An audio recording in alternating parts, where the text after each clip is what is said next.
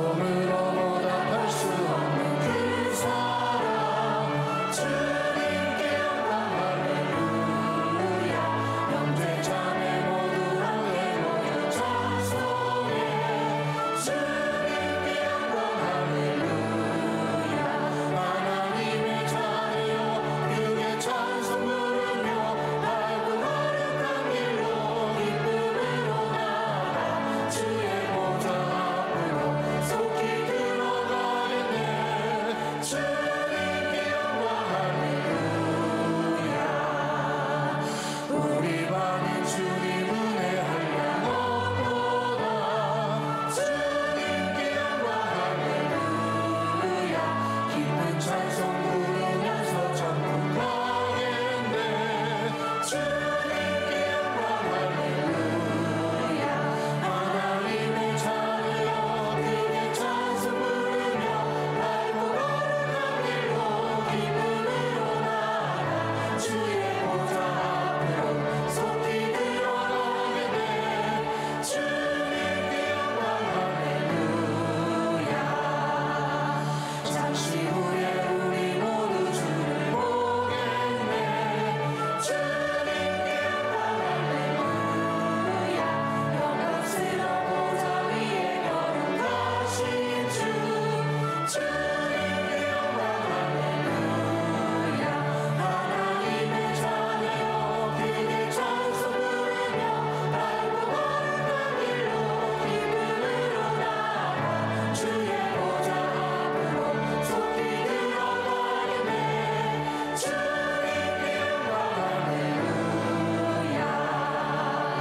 만국 백성 천국에서 소리 높여서 주님께 영광 할렐루야. 영원토록 주의 공로 찬양하겠네. 주님께 영광 할렐루야. 하나님의 자녀여 그의 찬송 부르며 밝고 거룩한 길로 기쁨으로 나아가 주의 보좌 앞으로 속히 들어가겠네. 주님께 다시 한번 하나님의 자녀여 하나님의 자녀여 그의 찬송 부르며 밝고 거룩한 길로 기쁨으로 나아가 주의 보좌 앞으로 속히 들어가겠네. 주님께 영광 할렐루야. 모든 이름에 뛰어난 모든 이름 위에 뛰어난 이름 예수는 주 예수는 주 모두 무릎 꿇고 경배를 드리세 예수는 만유의 다시 한번 찬양합니다. 모든 이름에 뛰어난 모든 이름 위에 뛰어난 이름 예수는 주 예수는 주 모두 무릎 꿇고 경배를 드리세 예수는 만유의 다같이 선포합니다. 예수는 주 예수는 주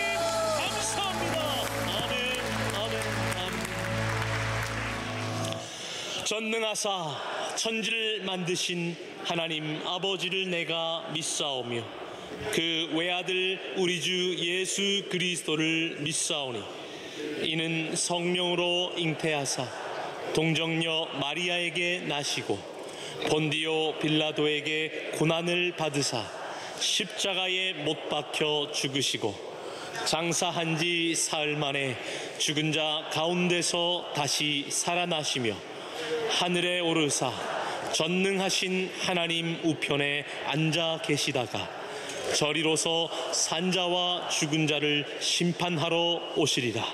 성령을 믿사오며 거룩한 공회와 성도가 서로 교통하는 것과 죄를 사하여 주시는 것과 몸이 다시 사는 것과 영원히 사는 것을 믿사옵나이다.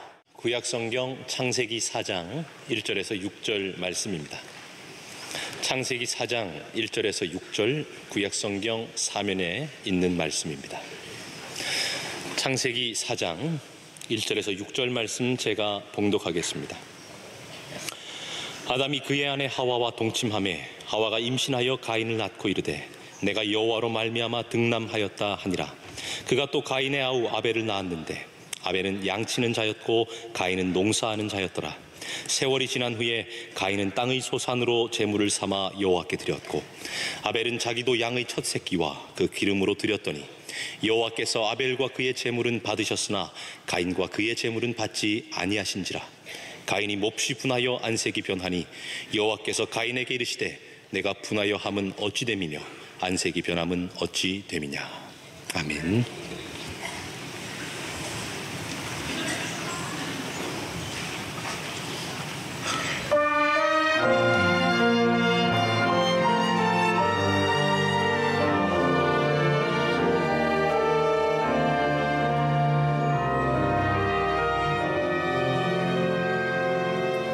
나의 삶의 목사 되신 주님을 내가 감사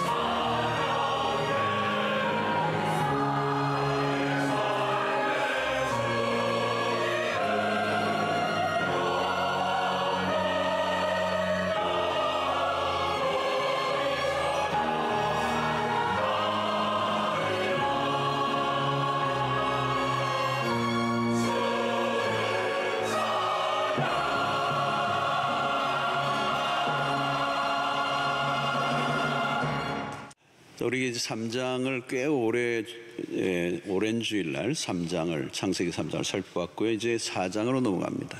3장의 무대는 에덴 동산이었습니다. 에덴에서 무슨 일이 일어났는가 매우 중요하죠. 그래서 여러 주에 걸쳐서 살펴보았습니다. 인류의 최초에 일어났던 일이 딱 끊긴 사건이 아니고 오늘 우리에게도 계속 이어지는 사건이기 때문에 3장을 유심히 또 주의 깊게 살펴보아야 합니다. 혹시 여러분들 시간이 되시면 지난번 설교들도 가끔 다시 한번 되풀이해서 들으시면 큰 도움이 될 것입니다. 제 4장은 이제 에덴에서 추방된 인간, 이 땅에서 어떤 일이 일어나고 있는가, 특별히 아담의 후예들이 펼쳐지는 역사가 이제 일어나고 있습니다. 본문을 보면 아담과 하와가 동침함에 아들을 낳았습니다. 가인과 아벨이라고 하는 아이를 낳았습니다. 자, 새로운 세대가 일어날 때는 우리가 어떤 기대감을 갖죠. 무슨 일이 일어날까 그런 기대감을 갖습니다. 오늘 가인을 낳고 이름을 내가 여호와로 말미암아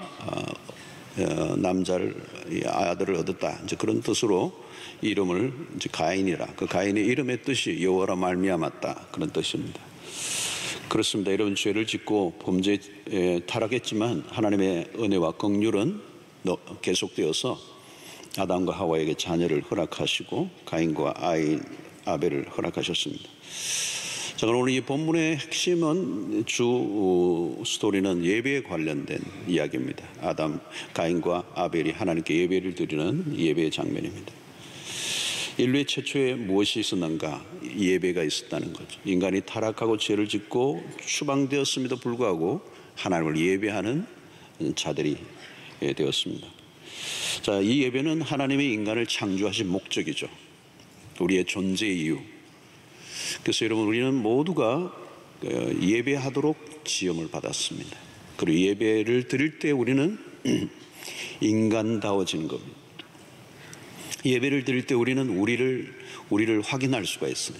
그리고 예배를 드릴 때 우리는 하나님과 우리의 관계가 질서가 잡히게 되고 우리의 삶의 모든 것들이 이제 질서를 얻게 됩니다.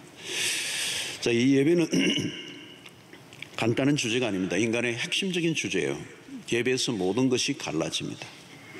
두 갈래의 길이죠. 하나는 오늘 보면 가인의 길이 있고 아벨의 길이 있습니다. 앞으로 성경 전반을 걸쳐서 우리가 보면 가인이 걸어가는 길이 있고 아벨의 길이 있어요. 두 갈래의 길입니다. 이 두 갈래의 길을 결정하는 기준이 뭐냐? 예배에 달려 있습니다. 자, 오늘 2절에 보면 가인과 아벨의 직업이 소개되고 있는데요. 그가 또 가인의 아우 아벨을 낳았는데 아벨은 양치는 자였고 가인은 농사하는 자였더라. 자, 가장 오래된 직업이 여기 소개되고 있습니다. 농부와 목자입니다. 가인은 농업을 그리고 아벨은 목축업을 한 셈이죠. 두 사람은 자신의 직업에서 얻은 결과물을 가지고 하나님께 제사를 드렸습니다. 자, 가인과 아벨은 똑같이 제사를 드렸기 때문에 외견상으로 보면 큰 차이가 없고 구별이 잘 안 됩니다. 자, 그런데 하나님은 한 사람의 예배는 받으시고 연락하시고 한 사람의 예배는 받지 않으셨습니다. 자, 오늘 여기에서 우리가 관심을 가져야 될 문제입니다. 왜 한 사람의 제물은 받으시고 또 한 사람의 제사는 받지 않으셨는가? 그 차이가 무엇인가를 우리가 오늘 찾아내야 합니다. 자, 오늘 본문으로 보면 사실 썩 그렇게 확 와닿지 않아요. 왜 하나님이 받지 않으셨는지 가인의 예배를. 자, 무슨 차이일까라고 하는 부분을 우리가 오늘 찾아봐야 되겠습니다. 자, 흔히 일반적으로 얘기할 때 아벨의 제사는 피의 제사였다. 양을 드렸기 때문에 피의 제사였다. 가인의 제사는 곡식을 드렸기 때문에 하나님을 받지 않으셨다. 이제 이런 아주 오래된 그런 해석을 하는 사람이 있는데 그것은 성경적인 해석이 아닙니다. 레위기에 의하면 피의 제사도 있고 곡식으로 드려졌던 제사도 있었습니다. 그래서 오늘 이 본문에서 우리가 이 본문과 함께 히브리서 11장에 믿음의 사람들 얘기가 나오면서 아벨에 대한 얘기가 나옵니다. 그래서 오늘 히브리서 11장 4절과 오늘 본문을 가지고 왜 하나님이 아벨의 제사를 받으시고 가인의 제사는 받지 않으셨는가를 이제 찾아보려고 합니다. 히브리서 11장 4절을 보면 믿음으로 아벨은 가인보다 더 나은 제사를 하나님께 드림으로 의로운 자라 하시는 증거를 얻으시니. 자, 여기서 히브리서 기자는 무슨 얘기합니까? 아벨은 가인보다 더 나은 제사를 드렸다고 하는 거죠. 그 이유가 뭐냐? 앞부분에 믿음으로 아벨은 가인보다 더 나은 제사를 드렸다. 자, 여러분, 이 아벨이 믿음으로 더 나은 제사를 드렸다. 그러면 여기서 더 나은 제사를 드렸다라고 할 때 그 드림에 우리가 주목해야 합니다.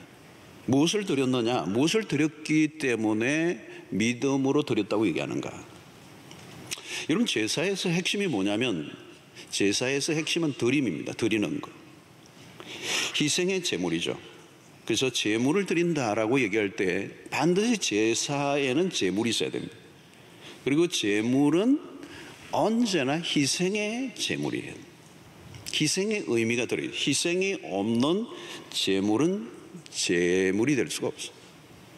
그래서 희생의 제물을 드릴 때 그 희생, 그 sacrifice라고 하는 이 희생의 제물을 드릴 때 그 제사를 드리는 사람의 마음이 들어가 있어요. 마음. 그 마음이 그 희생의 제물에 표현되는 겁니다. 그때 그것이 믿음이 있는 행위인가 아닌가가 구별된다는 거예요.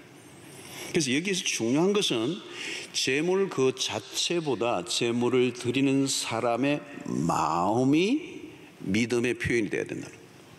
그래서 오늘 3절과 4절을 여러분 보면 세월이 지난 후에 가인은 땅의 소산으로 제물을 삼아 여호와께 드렸고 아벨은 자기도 양의 첫 새끼와 그 기름으로 드렸더니 여호와께서 아벨과 그의 제물은 받으셨으나 이랬어요.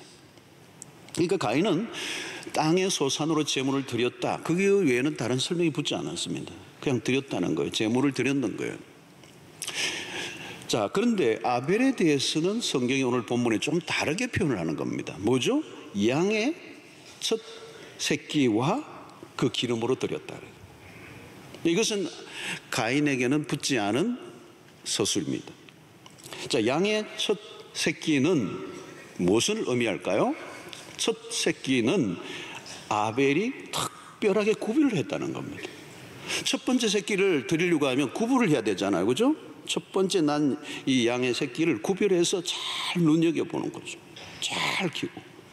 그러니까 신경을 썼다는 거죠. 아벨이 마음에 아주 담아서 정성을 다해서 하나님에게 드리기 위해서 첫 번째 새끼를 구별해 놓은 거죠. 그냥 여러 양들 중에 하나를 그냥 뽑아가지고 올린 게 아니고 첫 번째. 이건 각별하게 신경을 썼다고 정성을 다한 것입니다. 또 다른 언급이 뭐죠? 그 기름을 드렸다는 거죠. 이것은 첫 새끼일 뿐만 아니라 그 양은 가장 기름진 양이다. 이 표현은 자신의 최상을 드렸다는 거예요. 첫 번째 새끼는 유일한 것이고 그 기름을 드렸다는 것은 최상을 드렸다는 얘기예요. 베스트를 드렸고 only one을 드린 거예요. 첫 새끼는 하나밖에 없는 거죠. 이것은 하나님에 대한 프라이오리티입니다. 우선순위를 둔 겁니다. 자, 그러므로 이 제물을 드리는 여기에서 아벨의 마음이 충분히 드러나고 있는 거예요. 이거는 정말 희생의 제물인 거죠. 아마도 가인은 설명이 없지만 그의 많은 곡식들 가운데 그냥 드렸던 것 같아요. 그런데 아벨은 다른 것이죠. 여러분, 하나님은 우리의 외적인 행동만을 보시고 판단하시는 분이 아닙니다. 첫 번째 새끼와 그의 기름을 드렸다는 것에서 가인의 믿음을 확인할 수가 있어요. 믿음은 무엇입니까? 하나님에 대한 태도를 결정합니다. 무엇을 하든지 마음이 중요하죠. 예배의 핵심은 드림에 있는데 이 드림을 어떻게 우리가 표현하느냐는 것입니다. 여러분, 가끔 우리는 예배를 이야기할 때 받는 것을 생각 많이 해요. 은혜 받으러 가자. 맞는 얘기예요. 그런데 예배의 핵심은 받는 게 아니에요. 드리는 거예요. 예배의 절정은 드리는 거예요, 여러분. 한 번 더 하겠습니다. 예배의 절정은 드리는 거예요, 여러분. 그게 어떤 면에서 여러분 예배의 클라이막스는요, 마지막 헌금 시간이에요. 별로 반응이 안 좋은데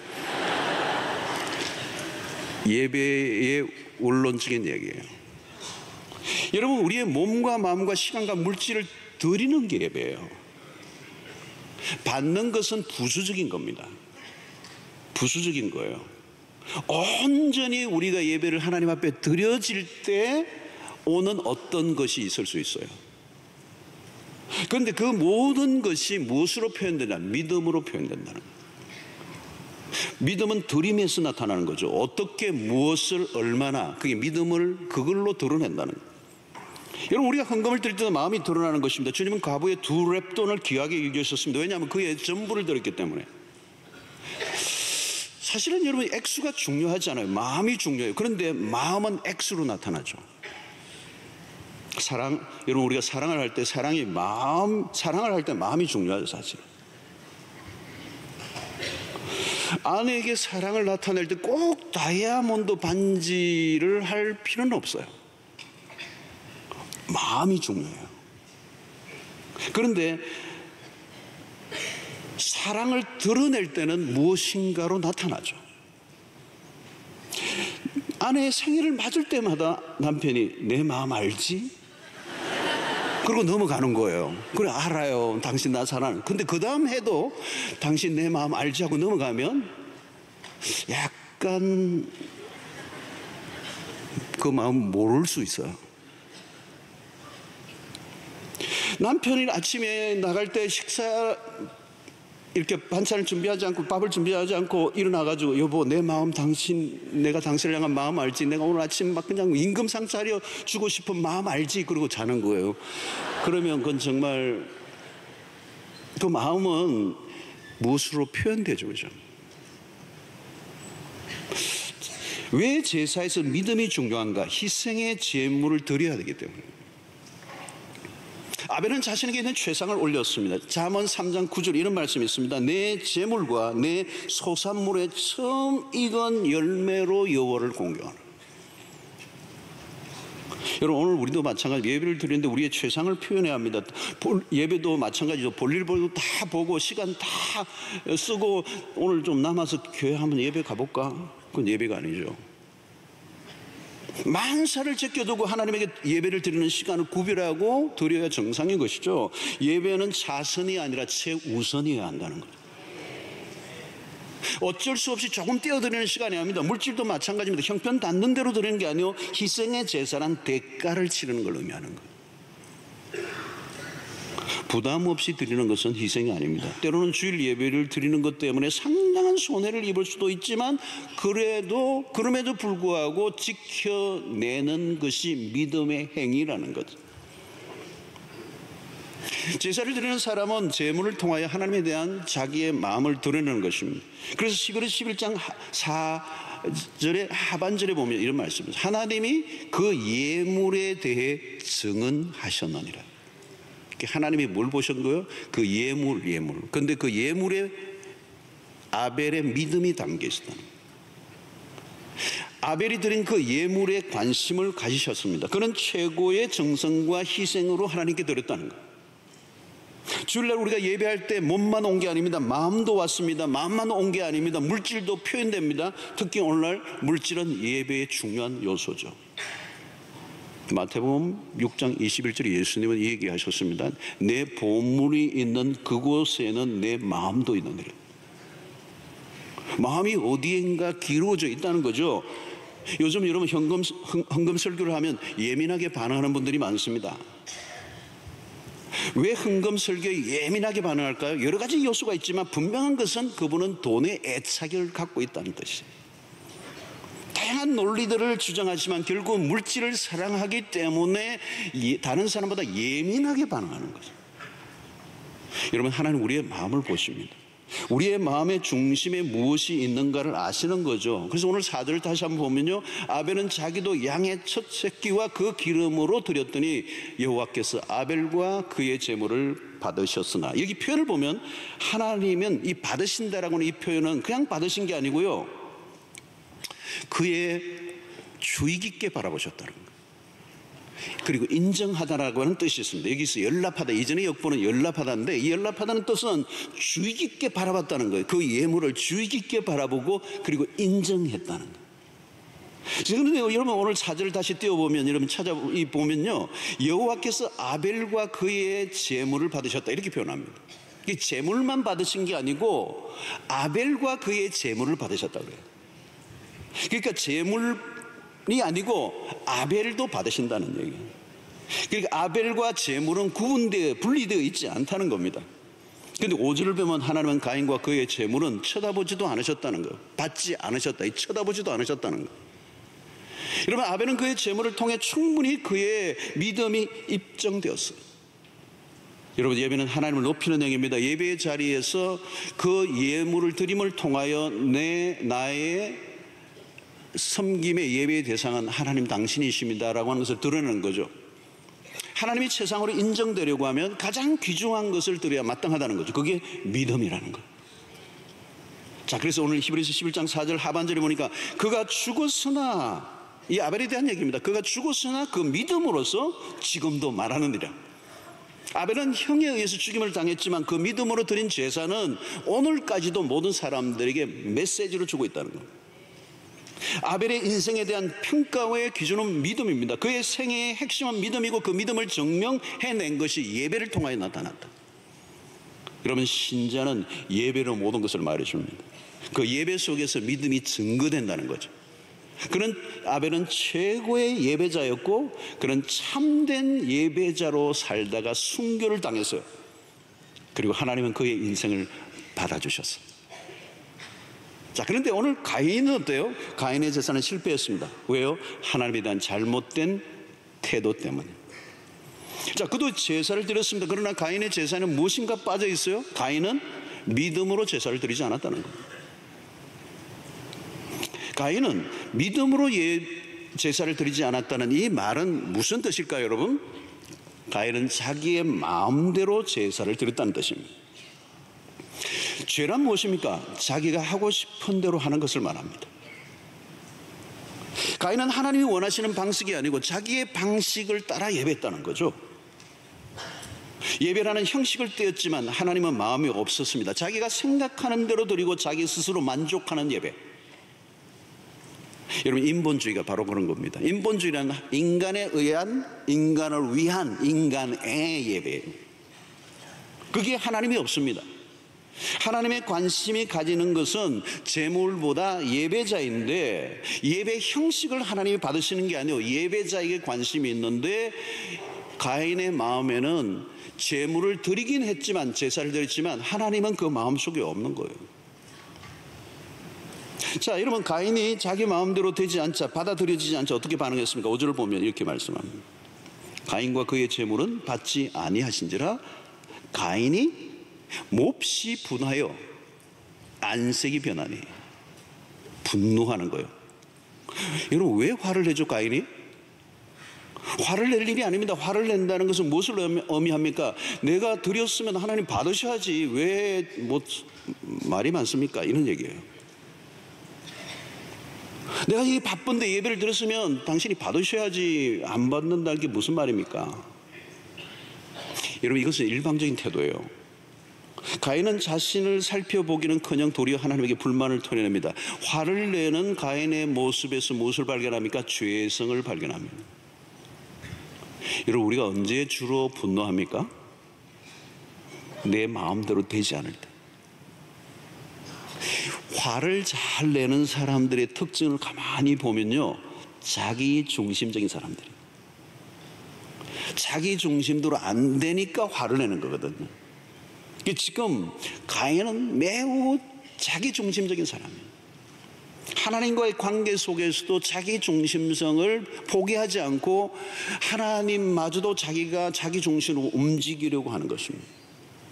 내가 제사를 드렸으면 당신이 받아야 되는지 왜 안 받느냐는 거예요. 얼마나 교만합니까? 오만한 태도죠. 하나님이 자신의 제물을 받지 않으셨다면 회개를 해야 정상입니다. 하나님께 용서를 구하고, 하나님, 내가 무엇이 잘못되었습니까? 내가 어떻게 해야 하나님 바른 예배를 드릴 수 있습니까? 이렇게 물어야 하는데 이 가인은 하나님에게 대드는 거예요. 그리고 동생 아벨을 쳐 죽입니다. 여러분, 이것이 바로 믿음에 반하는 행위예요. 가인은 철저히 자기 고집을 가지고 살아가는 사람입니다. 가인의 초점은 하나님이 아니고 자기 자신입니다. 놀랍게도 하나님은 이 가인의 태도를 보셨습니다. 가인은 자신의 제사에 문제가 없다고 생각했어요. 사실은 그래요. 여러분, 외견상으로 보면 왜 하나님이 가인의 제사를 받지 않으셨는지, 여러분 성경을 읽다 보면요 구별하기 어려워요. 여러분들 성경을 그냥 지나가 버리면요 왜 하나님이 가인의 예배를 받지 않으셨는지 구별해내기 힘들어요. 그러나 분명한 것은 하나님은 이 가인의 그 태도를 알고 계시는 거예요. 그의 재물만의 문제가 아님을 성경은 시사해주고 있습니다. 여러분, 구약시대에도 재물만의 문제가 아니었습니다. 시편 51편 17절에 보면 하나님께서 구하시는 제사는 상한 심령이라. 여러분, 이 제사가 무슨 얘기입니까? 구약시대에 뭐 어마어마한 양들을 잡고 희생의 제물을 드리고 그게인 것 같은데, 하나님이 구하시는 제사는 상한 심령, 깨어진 마음이라. 그게 외적인 어떤 조건을 하나님이 따지고 계시는 게 아니에요. 사무엘상 15장 22절은 이런 표현을 하잖아요. 사무엘이 이르되 여호와께서 번제와 다른 제사를 그의 목소리를 청종하는 것을 좋아하심과 같이 좋아하시겠나이까? 순종이 제사보다 낫고 듣는 것이 숫양의 기름보다 나으니라. 자, 여러분, 이 구약시대의 놀라운 지적입니다. 놀라운 지적이에요. 하나님이 찾으시는 예배는 뭐냐? 그냥 제물만 덩그러니 올려놓고 형식만 갖추면 하나님이 받으시는 게 아니라. 요한복음 4장 24절 우리가 잘 알잖아요, 여러분. 하나님은 영이시니 예배하는 자가 영과 진리로 예배할지니라. 유명한 말씀이잖아요. 영과 진리로. 영혼 없는 예배, 영혼 없는 예배, 그냥 몸만 덩그러니 그리고 형식만 갖춘 예배 아무리 드려도 소용없다는 거예요. 여러분, 우리가 예배를 경솔히 여기면 안 됩니다. 자칫하면 예배를 가볍게 취급하고 넘어가려고 하는 것은 말이에요. 나는 예배를 드렸다고 스스로 만족하는데 그것으로 끝날 문제가 아니라는 거예요. 여러분, 교회를 오랫동안 다니다 보면요 모든 게 익숙해집니다. 익숙해지면 좋은 것도 있지만 안 좋은 것도 많아요. 처음에 우리가 은혜를 받을 때는요 찬송가가 다 새롭고 은혜롭고 감동이 오고 가슴이 뛰고 눈물이 흐르고, 근데 세월이 흐르면 이 떨림, 경이로움, 감동, 이게 없는 거예요. 너무 익숙한 거예요. 그래가지고 뭐 부르면 이거 며칠 전에 또 불렀던 거 아니가 그러고. 여러분, 반복이 위험한 거예요. 이게 축하도 반복하는 건 위험하다고 그러잖아요. 신선함이 없는 거죠. 그래서 진지하게 대하지 않고 경박스럽게 대하는 거예요. 하나님을 예배하는 이 일이야말로 너무도 우리의 인생 가운데 가장 신비롭고 경이로운 일인데도 불구하고 그 문제를 너무 경박스럽고 소홀하게 대하는 거예요. 여러분, 하나님 앞에 나가는 것은 쇼핑센터나 친구를 만나기 카페에 들르는 것과 전혀 다른 거예요. 예배에 대한 진중함과 정성을 잃어버리지는 않았는가? 여러분, 예배는요 하트가 필요해요. 하트. 마음이 중요해요. 태도가 중요해요. 그것을 어떻게 해요? 우리의 마음의 중심에서 무엇이 있는가가 그 예배 속에서 드러나는 거죠. 그게 제물 속에서 나타나는, 그 제물 안에는 단순히 형식적인 제물이 아니라 그 안에 우리의 온 마음을 드린 sacrifice, 희생, 정말 대가를 지불함, 쉽지 않은 헌신을 하나님 앞에 올려드리는데 그것은 우리의 힘으로 되는 게 아니라 믿음으로 된다는 거예요. 여러분, 예배, 우리 몸이 왔다고 예배가 아니에요. 우리의 하트가 중요해요. 하나님을 향한 하트. 그것이 믿음으로 어떤 것으로 나타나야 된다는 거죠. 자, 오늘 이 본문에서 이 본문은 심플해요. 핵심이 뭐냐면, 예배의 핵심이 뭐냐면, 이 예배의 핵심이 뭐냐면 하나님이 받으셔야 된다는 거예요. 우리가 아무리 열심을 해도 하나님이 안 받으시면 끝입니다. 오늘 본문은 명확하게 선을 긋잖아요. 하나님이 아벨의 제물을 받으시고 가인의 제물을 받지 않으셨다. 결론이에요. 아무리 제사를 꼴백 번을 드려도 하나님이 받으시지 않으면 소용이 없는 겁니다. 우리가 1년 12달 52주 예배를 드리고 10년 20년 예배를 드려도 하나님이 받으시는 예배가 아니면, 그리고 얼마나 많은 수고와 얼마나 많은 시간과 얼마나 많은 대가를 지불했는데도 불구하고 만약에 하나님이 받지 않으셨다면 이거 억울한 일이에요. 여러분, 우리는 우리의 열심에 도취될 때가 많습니다. 중요한 것은 우리의 열심이 아니고요, 하나님의 마음입니다. 하나님에게 달려 있습니다. 믿음의 제사는 어떤 것입니까? 하나님의 말씀에 기초한 제사예요. 성경은 구체적으로 어떤 제사를 드렸는가에 대해서 말하지 않습니다. 제사의 형식이나 방식에 대해서 알 수 있는 것은 없어요. 분명한 것은 아벨은 자기 마음대로 제사를 드리지 않았다는 것. 아벨은 제사 방식을 하나님으로부터 들었을 것입니다. 아담은 하나님으로부터 들었던 것을 아들에게 들려주셨을 거예요. 아벨은 그 말씀에 순종한 것입니다. 자, 그래서 오늘 히브리서 11장 4절을 다시 한번 보면, 믿음으로 아벨은 가인보다 더 나은 제사를 하나님께 드림으로 의로운 자라 하시는 증거를 얻었으니. 자, 여기서 의로운 자라 하시는 증거를 얻었다. 여기 의로운 자라는 말은 구속적 차원에서의 의를 말하는 게 아니고 행동에 대한 것입니다. 하나님이 원하시는 대로 제사를 드렸다는 뜻입니다. 하나님은 오랜 세월이 지난 후에 이스라엘 민족의 구체적인 제사법을 알려주시죠. 우리가 잘 아는 것처럼 레위기스입니다. 레위기스를 보면 짐승을 잡을 때도 그냥 마음대로 잡는 게 아니에요. 그 부위를 어떻게 처리하고 어떻게 그것을 하나님 앞에 드리는가가 매우 디테일하게 그 제사법이 알려져 있어요. 우리 연초에 해마다 성경 일독하기 위해서 결심하다가 늘 포기하는 곳이 레위기예요. 너무 어려워. 근데 복잡한 제사법이 나오는데, 여러분, 그 속에서는 뭐예요? 제사를 드리되 너 마음대로 드리는 게 아니야. 내가 원하는 방식으로 드려. 성도 여러분, 중요한 것입니다. 이게 중요한 거예요. 가끔 우리는 예배를 드릴 때 우리의 흥에 겨워서 예배를 드릴 때가 있어요. 우리에게 집중하는 거죠. 한때 미국에 이 예배 갱신 운동이 막 일어날 때, 제가 미국의 교회를 이제 여러 곳에 가서 예배들을 이제 참관했던 적이 있는데요.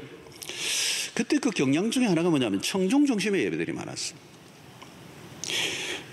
위험성 중에 하나가 뭐냐면 예배를 너무 교인들의 취향에 맞추려고 애를 쓰는 경향입니다. 회중을 무시하면 안 되죠. 회중을 고려해야 합니다. 그러나 그럼에도 불구하고 사람들에게 지나친 집중은 하나님을 놓칠 수 있다는 거예요. 우리의 감성에 맞는 예배만 생각하다가 사람들의 만족도는 높아질지 모르지만 하나님으로부터 점점 멀어질 수 있다는 거예요. 요즘 시대를 우리는 소비주의적 시대라고 얘기합니다. 소비자 중심 시대죠. 소비자주의 시대, 이 소비주의 시대는 사람들의 욕구를 조장하며 과도하게 소비를 조장하는 시대예요. 물질 중심의 이 시대는 소비주의 시대로 그냥 맞물려 있는 겁니다. 그래서 신자들도 이 소비주의 문화 속에 상당히 우리는 익숙해져 있어요. 그래서 어떤 사람은 소비주의의 영이라는 표현까지도 써요. 예를 들어 숯불에 구운 고기 맛을 들이면 그것을 계속 찾게 됩니다. 익숙한 맛이 끌어당기기 때문에 그렇죠. 소비는 소비를 낳습니다. 끊임없이 소비하라는 압력에 시달려요. 모든 결정에 중대한 영향을 미치는 거죠. 당장 만족을 주는 것에 몰두하는 이 소비주의 시대. 그래서 오늘날 젊은이들의 그 경향이 뭡니까? 미래를 위하여 준비하는 것보다 today, 지금 순간 즐기는 것에 더 집중하는 문화는 오늘 소비주의적 문화가 만들어내는 현상입니다. 자, 그런데 영적 세계도 마찬가지요. 사람들은 각자의 기호와 성향에 맞는 예배를 찾아다녀요. 예배에서 어떤 스타일을 고집하려고 합니다. 소비주의 시대의 신자들은 예배도 일종의 소비적 형태로 접근합니다. 초점은 뭐에 있어요? 자기 자신의 만족에 있어요. 그래서 예배는 또 하나의 구매가 되는 거예요. 예배는 또 하나의 소비 품목이 되는 거예요. 그런 문화에서 예배는 하나님을 향한 정성보다 인간의 기교와 기술이 더 가미되고 사람의 감성에 더 터치되는 예배를 만들려고 애를 쓰는 경향이 생기는 것입니다. 그래서 외적으로는 화려하고 웅장할 수도 있지만 예배의 본질에 벗어날 수가 있어요. 거기는 하나님에 대한 집중보다도 인간의 더 관심을 가지고 집중하는 그런 예배는 아벨의 예배가 아니라 가인의 예배로 전락할 위험성이 있어요. 사랑하는 성도 여러분, 예배를 드릴 때 첫 번째 관심은 내가 얼마나 은혜를 받을 것인가, 그 설교가 내 마음에 얼마나 드는 설교인가, 내 스타일인가, 그 찬양이 얼마나 내 마음에 감동이 있는가, 그 예배의 스타일이 얼마나 내 스타일인가, 나에게 얼마나 유익한가. 여러분, 예배의 목적은 그게 아니에요. 예배는 전적으로 하나님께 집중해야 합니다. 믿음의 예배는 그러므로 말씀에 기초합니다. 하나님이 누구이신지 내가 누구인지를 바로 아는 것입니다. 예배의 대상을 바로 알지 못하면 예배의 자리가 우상 숭배의 자리예요. 여러분, 성경 공부 안 하면요, 하나님이 누구이신지 잘 모르면 미신적 예배를 드리고 그 예배의 자리가 우상 숭배가 될 수 있다는 거예요. 참된 예배는 뭐예요? 하나님의 말씀을 아는 무지에서 깨어난 예배. 여러분, 아벨의 제사와 가인의 차이는 무엇입니까? 누구에게 초점을 맞추느냐에 달려 있습니다. 가인은 철저히 자기 자신에게 초점을 맞춰서 그 증거가 결국은 동생 제사와 비교하고 시기하여 분노하며 결국은 사람을 죽이는 것으로 결과가 나타났어요. 성도 여러분, 믿음은 오직 하나님에게만 집중하는 태도입니다. 하나님에게 집중한 예배를 드릴 때 놀라운 일이 일어날 수도 있어요. 우리에게 주시는 평강과 우리에게 주시는 자유와 우리에게 주시는 그 기쁨들은 하나님에게 온전하게 몰두한 하나님에게만 드린 예배를 드릴 때 찾아올 수 있는 부수적인 결과. 하나님은 범죄한 이후에도 인간에게 예배라는 접촉점을 열어놓으시고 하나님과 교제하기를 원하셨습니다. 그건 축복이었어. 그러나 가인은 이 예배에서 실패하고 맙니다. 여러분, 예배의 실패는 작은 문제가 아닙니다. 예배의 실패는요, 대형 사고입니다. 대형 사고. 예배의 실패는 예배의 실패로 끝나지 않고 모든 실패로 연결됩니다. 모든 문제의 출발점은 예배의 문제에서 비롯됩니다. 예배의 실패의 자리에서 무슨 일이 났습니까? 동생을 죽이는 살인극이 벌어집니다. 가인을 죽였던 그 살인의 사건은 예배 직후에 일어난 사건입니다. 여러분, 이것은 당연한 일이에요. 예배란 하나님에 대한 우리의 태도입니다. 하나님에 대한 마땅한 태도를 잃어버리면 그 다음부터 무슨 일이 우리의 삶에 일어날지 아무도 모릅니다. 믿음으로 온전히 하나님에 대한 바른 태도를 가질 때, 예배다운 예배를 드릴 때 우리의 삶은 질서를 찾게 되고 우리의 삶의 모든 영역에 하나님이 프라이오리티가 된 인생은 하나님이 책임지시는 인생을 살아갈 수가 있습니다. 그런데 만약에 하나님에 대한 잘못된 태도를 예배 속에 나타낸다면 그 후유증은 이루말 수가 없어요. 그것은 살인뿐만 아니라 가인의 길은 끝도 없는 멸망의 길로 달려가고 말았습니다. 사랑하는 성도 여러분, 오늘 나는 어떤 예배자인가 한번 살펴볼 필요가 있습니다. 나는 내 예배 속에 정말 하나님에게 베스트를 드리고 있는가? 예배가 내 삶의 중심에 놓여져 있는가? 여러분, 우리는 예배를 중심으로 돌아야 돼요. 뭘 하다가 예배가 아니고 예배 중심이에요. 예배 중심. 우리의 일상을 살아가는 이유도 예배를 드리기 위해서. 신약적 로마서의 개념으로는 12장으로 넘어가면 무슨 말을 하십니까? 우리에게 믿음으로 어렵다함을 받은 백성들에게는 찾아오는 새로운 삶의 예배의 패턴은 우리의 삶의 전 영역이 예배가 되는 거예요. 우리의 몸을 거룩한 산제물로 드리는, 한 부분이 아니라 파트타임이 아니라 풀타임으로 모든 영역에서 하나님이 우리의 삶의 최고가 되심을 인정하는 삶. 여러분, 예배를 통하여 하나님이 나의 삶의 최상이심을 증명해내야 합니다. 그것이 믿음의 삶이에요. 여러분, 우리의 삶에 예배 말고 예배보다 더 중요한 게 뭐가 있습니까? 없습니다. 예배는 우리의 삶의 존재의 이유입니다. 하나님 우리를 지으신 목적입니다. 예배를 예배답게 드릴 때 하나님 우리의 삶을 축복하시리라고 믿습니다. 오늘 하나님이 받으시는 예배, 오늘 내 예배는 하나님이 과연 받으실 수 있는 예배인가? 다시 한번 우리의 예배를 우리의 삶에 다시 한번 꼼꼼히 점검하고 이 예배를 통해 하나님을 온전히 기쁘게 해드리는 일에 전 삶을 드리는 여러분들 되시기를 주의 이름으로 축원합니다. 오늘 우리 예배가 우리 주일날 우리 교회 예배도 너무 좋은 예배. 그럼 우리끼리의 흥에 기운 예배가 아니에요. 여러분, 우리의 모든 회중이 정말 우리가 화려하고 웅장하고 기가 막힌 시스템을 하나님이 받으시는 게 아니에요. 우리가 하나님을 향한 온전하고 순전한 마음, 정성을 다한 예배. 여러분, 일주일 동안 이 주일 예배를 한번 준비해 보십시오. 그리고 토요일도 정말 이 주일을 사모하고 기대하고 한번 준비해 보십시오. 그리고 주일날 아침도 일찍 일어나 정말 온 마음과 정성을 다하여 이 예배에 대한 마음을 가지고 기도하고 준비하고 사모하고 일찍부터 나와서 여기서 기도하고 하나님 앞에 예배로 나아간다면 여러분, 거기에서도 우리의 삶의 질서가 생길 것이고 거기서부터 우리의 삶의 모든 얽히고 설킨 모든 문제들이 저절로 해결되는 역사가 있을 줄로 믿습니다.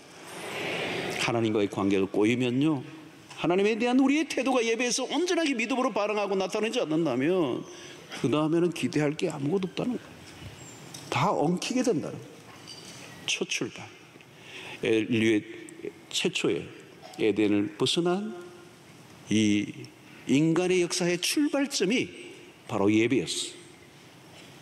가인은 그 예배에서 실패하고 말았어. 그러나 아벨은 예배에 승리합니다.